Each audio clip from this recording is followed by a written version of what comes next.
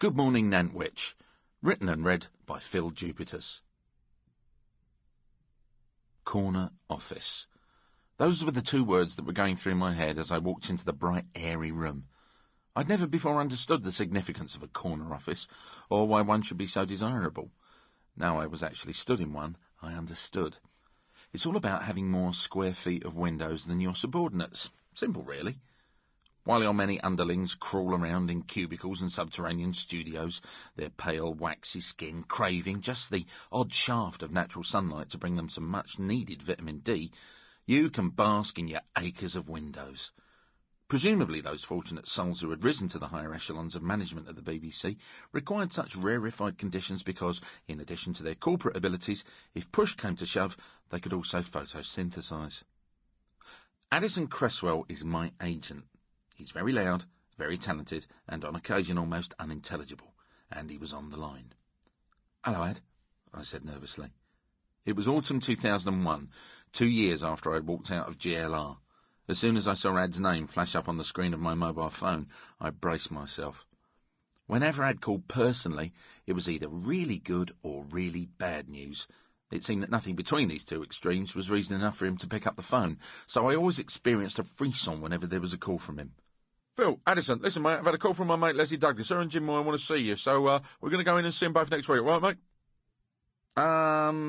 Brilliant. They want us to go in next Wednesday, 11 o'clock, Jim's office. I'll come in with you. We'll see what it's all about. Lots of love, mate.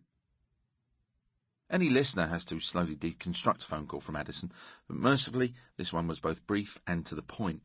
We had been called in to see Jim Moore at Radio 2. Jim Moore was a broadcasting legend who had more than earned the corner office in which I was now standing. But Jim Moore didn't need to photosynthesise, because the sun shone out of him.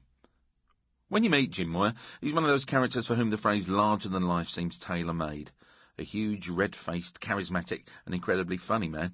I always thought that he's exactly what Santa would look like if he'd chucked in the whole toy thing, lost the beard, and gone into middle management. As a bit of a fanboy, I was slightly in awe of him, as he produced the Generation Game with Bruce Forsyth, as well as undergoing a stint as BBC's head of variety and light entertainment. His career at the corporation spanned decades. Admittedly, today you can't throw a donut off a double-decker bus in London without hitting a TV producer, but Moyer was producing ratings-busting television programmes back when there were only 3 channels. I know, 3. We're all like the fucking Amish in the 70s. Big Jim had been handed the stewardship of Radio 2 in 1996, and in no time at all had deftly changed its image from that slightly starchy station where they played show tunes that your mum listened to, into a hip, fun, sparky and forward-thinking network which swiftly became the highest-rated radio station in the country. Addison already had clients Mark Lamar and Jonathan Ross with weekly shows on 2, and in light of his manic phone call to me, it was reasonable to assume that I might well be joining them on the airwaves. I started to mentally flick through the schedule to try and work out what slots might soon be coming available. None of the heavy hitters like Wogan, Ken Bruce or Steve Wright would be going anywhere, as they were all doing very nicely, thank you. The recently rehabilitated Johnny Walker was going great guns on drive time, and as for Sir Jimmy Young, he just seemed to be permanently locked into his lunchtime studio like it was a high-tech sarcophagus. The only place that man would be moving to, if he was lucky, was the Egyptology wing of the British Museum. So, it might be a weekend slot. Jonathan Ross owned Saturday mornings with his slick blend of great music and hilarious interviews, apart from one memorable encounter with a surly Danny Minogue who had apparently undergone some kind of sense of humour bypass. Maybe they'd be asking me to do something on Sunday mornings. Might Steve Wright's Sunday love songs be getting the old Spanish Archer? It did cross my mind that this sort of thing can often turn out to be nothing more than a cursory meet and greet. "Let us know if you have any ideas for a show. We'd really love to work with you," was quite often the end result of 2 hours on the trains and tube, sitting with a big grin slapped on your face in front of somebody who occasionally nodded.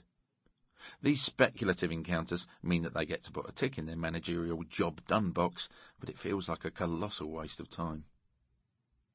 I met up with Addison in reception at Western House in Great Portland Street, just north of Oxford Circus in London's glitzy West End, and we were whisked up to the first floor and Jim's office.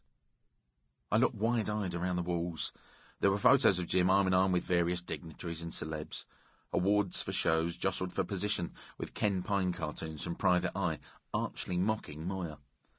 There was a large coffee table in the centre of the room and a couple of standard-issue big managerial sofas and a vast Sample complete. Ready to continue?